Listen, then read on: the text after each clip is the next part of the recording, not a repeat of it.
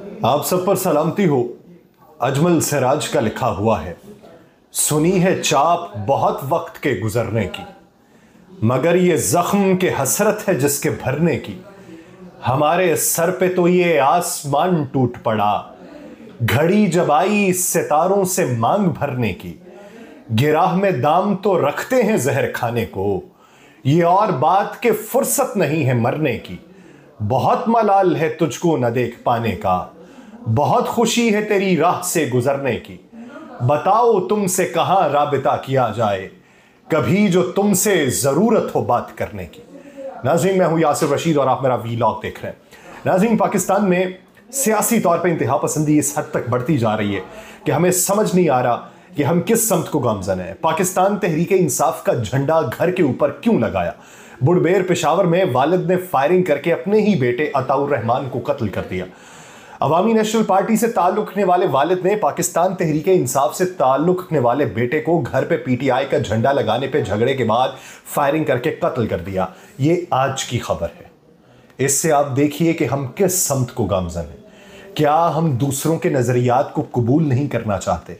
क्या इस हद तक हम खानदानी रफाकतें जो हैं उनके खात्मे की तरफ गामजन हैं कि सियासी तौर पे जो इंतशार बढ़ता जा रहा है, एक दूसरे की बात को हम सुनना नहीं चाह रहे, उसी के नतीजे के अंदर अपने ही घर में अपने ही बेटे या अपने ही बाप के मुखालिफ हो जाएंगे। कहीं ना कहीं पे तो बुर्दबारी सीखना पड़ेगी।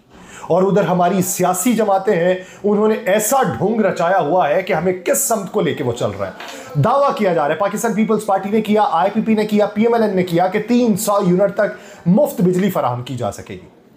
पहले ये देखिए कि जो उनके नारे हैं उन पे किस हद तक अमल दरामद किया जा सकता है। माहिर मईशत कहते हैं कि सच बताने की बहुत ज्यादा जरूरत है। इक्तदार में आने के बाद वही किया जाएगा जो इंटरनेशनल मॉनिटरी फंड कह रहा होगा।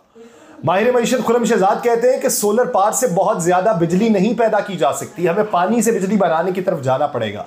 यह हो सकता है कि बिजली में शामिल किए गए टैक्स कम कर दिए जाए, बिजली के निर्खों को नीचे लाने के लिए कोशिशें की जाएंगी। आम इंतखाबात 2024 की इंतखाबी मुहिम के दौरान एक तरफ chairman Pakistan Peoples Party Bilawal Bhutto Zardari ने इक्तदार के अंदर आकर 300 यूनिट तक बिजली फराहम करने का ऐलान किया, जबकि इससे पहले पाकिस्तान मुस्लिम लीग नून के पंजाब में वज़ीर आला रहने वाले हमजा शहबाज साहब भी यही दावा कर चुके थे और अब नून लीग भी बेशुमार जलसों के अंदर यह दावे करती दिखाई दे रही है। इस्तेहकाम पाकिस्तान पार्टी ने भी इसे अपने मंशूर के अंदर शामिल कर रखा है, लेकिन हमें यह नहीं बताते कि पिछले अरसों के दौरान यह जितना भी सेटअप लगाया गया था, इसके पीछे वजूहात क्या थी।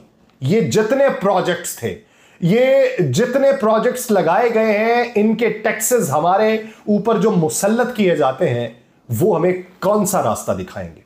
हलकों की सूरत हाल ये, मैं रोजाना की बुनियाद पे किसी ना किसी हलके का विजिट कर रहा हूं और उस हलके के लोगों की राय जानने की कोशिश कर रहा हूं, और बहुत सारे लोग ये कहते हैं वोट नहीं देंगे, वोट जाया कर देंगे। उनसे पूछें कि क्यों नहीं देंगे, आपका पैसा खर्च होता है इस पूरे अमल में और कोई ना कोई नाहल आपके सर पे मुसल्लत हो जाएगा आपके वोट ना देने के नतीजे में। वो कहते हो जाए, पहले कौन से अहल आए थे? आप देखिए पाकिस्तान में ये क्यों हो रहा है। अगर किसी सियासी खानदान के सरबराह कौमी असम्बली की नशिस्त पे किसी जमात का उम्मीदवार है तो उनके भाई, बेटे, बहू या बेगम उसी शहर या इलाके से दीगर कौमियों सूबाई असम्बली से उम्मीदवार दिखाई देते हैं। पाकिस्तानी सियासत में ऐसा पहली मर्तबा नहीं हो रहा, बल्कि दहाइयों से होता चला आ रहा है और इसकी तौजीह यही बयान करते हैं, कौन सा पहली बार है, माजी में भी ऐसा होता रहा है। इसी वजह से रफ्ता रफ्ता वो लोग जिन्होंने मुख्तलिफ इलेक्शंस देख रखे हैं वो अब इलेक्शन से किनाराकशी की बातें करते हैं। मौरूसी या खानदानी सियासत पाकिस्तान में एक मनफी इस्तिलाह के तौर पे देखी जाती है।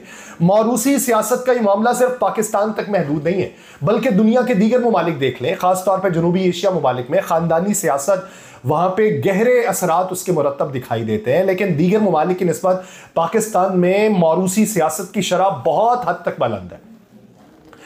बैनुल-अक़वामी नशरियाती इदारे ने 2018 में एक रिपोर्ट के अंदर यह बताया था कि लाहौर के institute of development and economic alternatives ने पाकिस्तान की मौरूसी सियासत का मवाजना चंद दूसरे ममालिक से किया था। ये जो हमारे ऊपर आते हैं उनसे पूछें कि अपने भाई को, अपने बेटे को, अपने भतीजे को हमारे ऊपर आप मुसल्लत करने की बातें करते हैं, तो तौजीहात वो जो बयान करते थे तो उसी के मुताबिक दूसरे ममालिक की तौजीहात बयान की जाती नहीं। अमरीकी कांग्रेस में 1996 में मौरूसी सियासत का हिस्सा तकरीबन 6% था। इंडिया की लोकसभा में 2010 से 10 तक 28% था। पाकिस्तान की कौमी और पंजाब की सूबाई असम्बलियों में मौरूसी सियासतदानों का हिस्सा 53% था।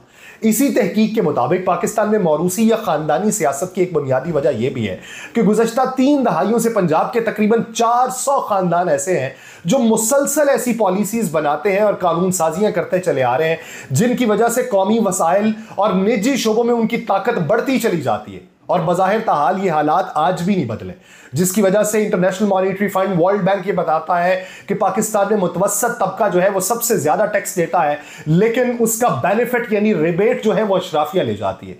उसी तहकीक में यह भी दिखाई दिया था कि मौरूसी सियासत जो है ये जागीरदारों के तबके तक महदूद नहीं रही, बल्कि सियासत में आने वाले सनतकारों और कारोबारी तबके भी अपने अपने वारिस सियासत में लेकर आए और इस तरह उन्होंने मुल्क में पहले से जारी मौरूसी सियासत की रिवायत को जिला बख्शी। मौरूसी सियासत करने वाले पाकिस्तान के चंद बड़े सियासी खानदानों के ऐसे अफराद की बात की जाए जो आइंदा माह होने वाले इंतखाबात में मुख्तलिफ जमातों के उम्मीदवार हैं, तो ये खानदान दहाइयों से अपने आप को ही अवाम की नुमाइंदगी का हकदार क्यों समझते चले आए? इनकी राय में उनका ये तर्ज सियासत क्या पाकिस्तान में जमहूरियत के पनपने की राह में रुकावट का बाइस तो नहीं बन रहा? हम जड़ की तरफ नहीं देखते, हम सिर्फ तनावर दरख्त देखते हैं कि यह तनावर था लेकिन सूखता चला गया। हमने जड़ का अंदाजा नहीं लगाया कि जड़ में कोई खराबी तो नहीं है। क्या वजूहात हैं जो पाकिस्तान में मौरूसी सियासत के ट्रेंड को फरोग देती हैं और कोई और अपना कोई और नुमाइंदा ले आए तो कहा जाता है कि इसकी तो पार्टी खत्म हो गई। पाकिस्तान की सियासत पे आज भी अगर फ्यूडल सिस्टम को देखें तो वह हावी है। जुल्फिकार अली भुट्टो साहब के ज़माने में 70 की दिहाई में ये ऐलान तो किया गया था कि वो इसका खात्मा करेंगे, मगर एदाद-उश-शुमार ये जाहिर करते हैं कि ये सिलसिला पाकिस्तान में मजबूत तर होता चला गया।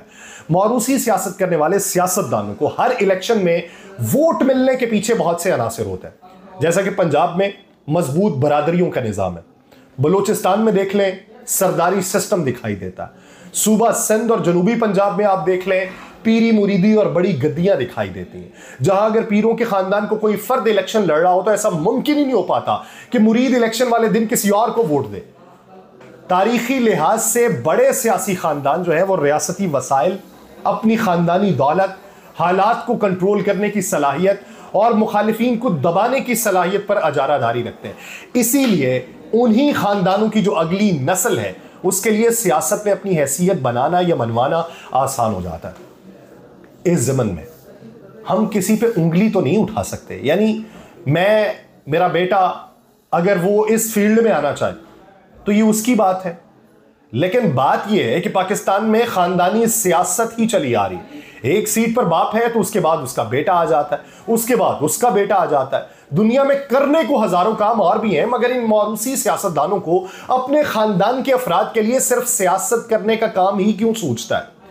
हर शख्स को सियासत में आने का हक है, मगर इस फील्ड में कामयाब होने के लिए उस शख्स के अंदर सियासी सलाहियत का होना भी जरूरी है। हम इस इंतखाब के अंदर यह देख रहे हैं कि वो शख्स जो चेयरमैन पे इलेक्शन लड़ने की सलाहियत नहीं रखता वो एमएनए का कैंडिडेट बन के मैदान में उतर रहा है। बाप को इस लिहाज से बेटे पर या सियासतदान बेटी पर सख्ती करने की जरूरत है कि हाँ जाओ, पहले जाके अपने मोहल्ले में सियासत करो, काउंसलर बनो, फिर यूसी का इलेक्शन लड़ो, फिर आप अगर और कामयाब होते हो तो आप डेप्यूटी मेयर बनते हो या यूसी चेयरमैन बनते हो, तो फिर लोग खुद आके कहेंगे कि आपसे कि जी आपके बेटे ने बड़ा काम किया है, आप क्यों नहीं इसे ऊपर यानी सूबाई और कौमी सतह की सियासत में लाते, बजाय इसके कि आप अपने बच्चों को कौमी या सूबाई सतह के ऊपर ही मैदान में उतार देते हैं। डायरेक्ट उतारते और मुसल्लत करते हैं, जिसकी वजह से फिर लोग ये कहते हैं कि हमारा सियासत से एतबार उठता चला जा रहा है। उस दिन से डरिए कि जिस दिन इस निज़ाम से लोगों का एतबार उठ जाएगा। मैं हल्कों में जाके लोगों की बात सुनता हूं, वो कहते हैं कि रगड़ रगड़ के जिंदगी हमने गुजार ली है और हमने वोट देने का नतीजा देख लिया है, जो भी आता है वो सिर्फ खाली दावे और नारे लगा के चला जाता है, हमारी जिंदगी उसी कसम पुरसी के अंदर गुजरती चली जा रही है। उनसे पूछें कि वोट का हक अगर आप इस्तेमाल नहीं करेंगे तो आपके बच्चों का मुस्तकबिल किस तरीके से महफूज होगा, तो वो ये बताते हैं कि हमारे बाप दादाओं को भी ये कहा जाता रहा था कि वोट का हक इस्तेमाल करें, आपके बच्चों का मुस्तकबिल बेहतर होगा। वो कहते हैं जो हमने कमा लिया बच्चे भी कमा लेंगे। ये सूरत हाल है उन बड़े हलकों की जहां से बड़े बड़े उम्मीदवार मैदान के अंदर उतरे। मियां नवाज शरीफ साहब के हलके में भी बेशतर लोगों की ये राय है। क्यों है? बिलावल भुट्टो जरदारी साहब लाहौर में मैदान में उतरे हुए हैं, उस हलके में भी लोगों की राय है। आप बड़े बड़े रहनुमा मरीम नवाज शरीफ, शहबाज शरीफ साहब के हल्के में चले जाएं, जहां से माजी के अंदर मुस्लिम लीग नून के वोट के अलावा कोई वोट नहीं निकलता था, उस हल्के में भी लोगों की ये राय जो रफ्ता रफ्ता तब्दील होती जा रही है। लोग बेहतरी की तरफ गामजन हो रहे हैं, लोग जिद्दत पसंदी की तरफ राग़िब हो रहे हैं, और हम गार के ज़माने की बातें कर रहे हैं। और हमें यह लगता है कि जिद्दत बहुत देर बाद आएगी और वो कोई और मुल्क टाइम मशीन बनाएगा, वो टाइम मशीन पाकिस्तान में आएगी तो पहिया घुमा के हम मुस्तकबिल में चले जाएंगे। बसूरत दीगर ये तो पाकिस्तान का पहिया मईशत का नहीं घुमाने वाले। ये पहिया अगर घुमा रहे हैं तो उल्टा घूमता चला जा रहा है और वो हम सबको बहाए ले जा रहा है। पाकिस्तान की बेहतरी के लिए निज़ाम के ऊपर लोगों का यकीन जो है वो अगर कायम करना है तो उसके लिए इस पुराने सेटअप से बाहर निकलना होगा। देखिए कि कौन बाहर निकल रहा है। मुझे दीजिए इजाजत, अल्लाह निगहबान।